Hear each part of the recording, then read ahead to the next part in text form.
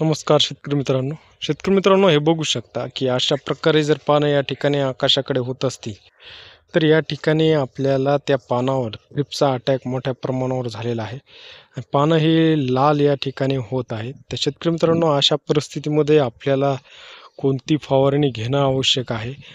आपलं झाड जर निरोगी असेल तर आपल्याला त्या ठिकाणी पाते टिकून राहतात आणि त्याचं बोंडामध्ये कन्व्हर्जन होतं. बोंड या ठिकाणी वजनदार होतात.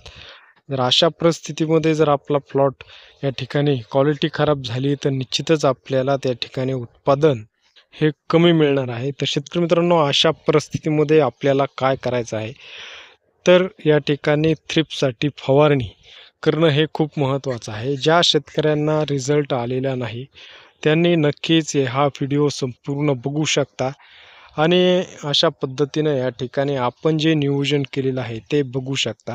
तर शेतकरी मित्रांनो आपल्याला या ठिकाणी जो घटक घ्यायचा आहे तो घटक म्हणजे फिप्रोनिल या ठिकाणी घटक घ्यायचा आहे. तर शेतकरी मित्रांनो आपण याच्यामध्ये फवारणी करत असताना वेगवेगळी औषधं आहेत. त्याचा जर अगोदर वापर केलेला असेल तर निश्चितच आपण दुसरं त्याचं घटक असलेलं, ब्रँड असलेलं औषध या ठिकाणी वापरू शकता. तर शेतकरी मित्रांनो सर्वप्रथम जास्त थ्रीप असेल तर आपण पोलिसचा वापर करू शकतो.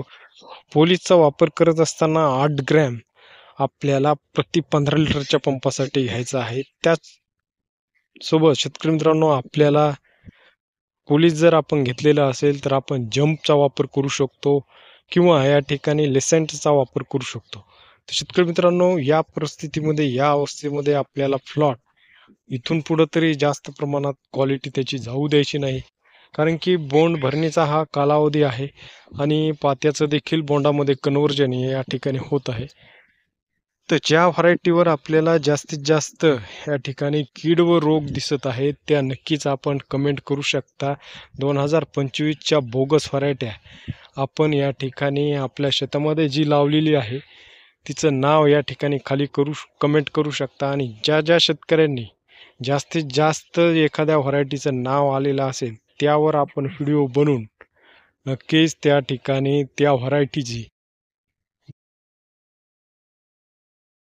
करू. कारण की शेतकरी मित्रांनो बोगस व्हरायटीमुळं बऱ्याचशा शेतकऱ्याचं 1 वर्ष या ठिकाणी वाया जात असतं आणि 1 वर्ष वाया गेल्यानंतर त्याला पुढील 4 वर्षाचं उत्पादन हे या ठिकाणी तो लॉस कव्हर करण्यासाठी लागत असतो. त्यामुळं चांगल्या व्हरायटीपेक्षा ज्या बोगस व्हरायटी आहेत, त्याची नावं ही उघड आपण केली पाहिजे. तर शेतकरी मित्रांनो बघू शकता, की ज्या व्हरायटीवर आपल्याला जास्त व्हायरस दिसत आहे, म्हणजेच कीड व रोग या ठिकाणी दिसत आहे, अशा व्हरायटीवर आता फवारणी करू शकता. फवारणी करताना आपल्याला फिप्रोनिल हे या ठिकाणी घ्यायचं आहे. त्याचबरोबर चांगल्या दर्जाचं बुरशीनाशक देखील अशा अवस्थेमध्ये घेऊ शकता. जर आपल्या प्लॉटमध्ये पांढरी माशीचा प्रादुर्भाव जास्त असेल तर आपण डायफेन्थोरान घटक असलेले पोलो किंवा पॅगसिस हे या ठिकाणी घेऊ शकता.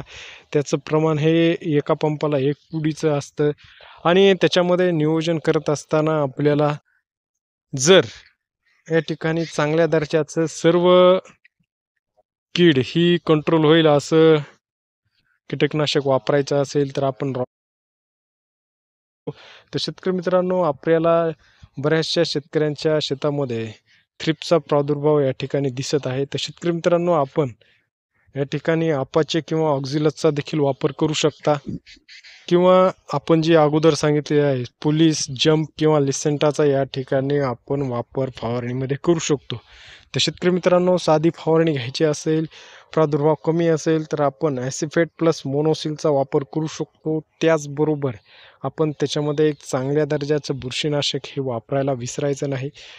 तर अशा पद्धतीने फवारणीचं नियोजन इथून पुढे करायचं आहे आणि ह्याचसोबत शेतकरी मित्रांनो आता पावसाचं प्रमाण हे जास्त आहे आणि त्यामुळे जी लागलेली बोंड आहेत, ही जी अशा प्रकारे लागलेली आहेत, त्याच्यामध्ये निश्चितच आपल्याला त्या ठिकाणी बोंडसड येऊ नये व जी बॅक्टेरियल बोंडसड असते, बुरशीमुळं जी येते, ती त्या ठिकाणी आली नाही पाहिजे. यासाठी आपल्याला बुरशीनाशक घेणं हे आवश्यक आहे.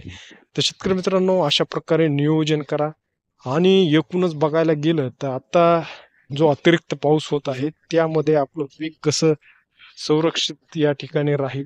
पाणी जे साचलेलं आहे ते नक्कीच काढून द्या आणि चांगल्या प्रकारे नियोजन करा. धन्यवाद.